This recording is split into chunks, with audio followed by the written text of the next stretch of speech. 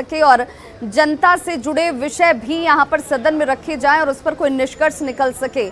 यहाँ पर इन तस्वीरों को देखकर क्या अंदाजा लगाया जाए? क्या हम ये मानकर चलें कि एक बार फिर से वही तस्वीर उभरेगी जो अब तक उभरती रही है, या फिर उसमें कुछ तब्दीली होगी, बदलाव होगा? लेकिन विपक्ष जिस तरीके से आक्रामक नजर आ रहा है, उसके स्टेटमेंट अगर देखे जाएं तो यही दिखता है कि इस बार विपक्ष इन विषयों को, इन मुद्दों को हाथ से जाने नहीं देना चाहता है।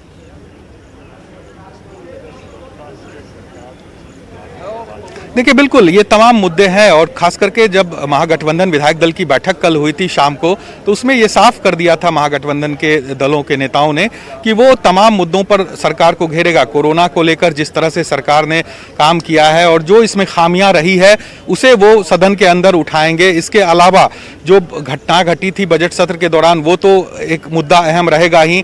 महंगाई का मुद्दा एक खास तौर से रहेगा। और कांग्रेस ने कल ये कहा था कि जो फोन टेपिंग का मामला जो चल रहा है, जो जिस तरह से संसद में लगातार इस चीज को लेकर हंगामा चल रहा है, वो तस्वीर विधानसभा के अंदर भी दिखेगी और कांग्रेस इस मुद्दे को भी यहां पर उठाएगा। तो हंगामे की पूरी बड़ी परेशानी हो सकती है या सरकार के लिए कितना चुनौतीपूर्ण हो सकता है, क्योंकि इसी दरमियान में बाढ़, सुखाड़, जल जमाव, कोरोना को लेकर जो हालात हुई, ये तमाम विषय ऐसे हैं जिन पर सरकार के लिए जवाब देना इतना आसान और सहज भी नहीं रहने वाला है।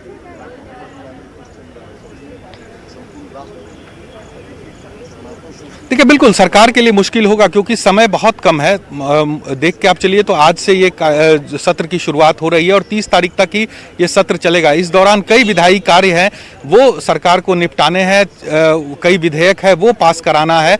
ऐसे में विपक्ष का रुख जो जिस तरह से दिख रहा है वो कहीं ना कहीं सरकार के लिए मुश्किल पैदा कर सकता है। लगातार विधानसभा अध्यक्ष ने भी बैठक की थी विपक्ष के नेताओं के साथ और अपील उन लोगों से की गई थी कि आप लोग भी सत्र के दौरान शांति बनाए रखें और सत्र को चलने दें। चूंकि जन समस्याओं का मसला है, उन्हें सदन के अंदर उठाया जाता है, तो ऐसे में सदन की कार्रवाई को बाधित न की जाए, बल्कि सदन का जो काम है वो सुचारू ढंग से चले। लेकिन बावजूद इसके विपक्ष अपने रुख पर अभी भी अड़ा हुआ है। तो निश्चित तौर पर सरकार के लिए एक बड़ी चुनौती है कि सदन के छोटे से सदन के बाद ये तस्वीर भी निकलकर सामने आ जाएगी। साकेत, आप इस खबर पर नजर बनाए रखिए। इससे जुड़ी हर तस्वीर और जानकारी हम अपने दर्शकों तक सबसे पहले पहुंचाएंगे। बहुत बहुत शुक्रिया इस तमाम जानकारी के लिए।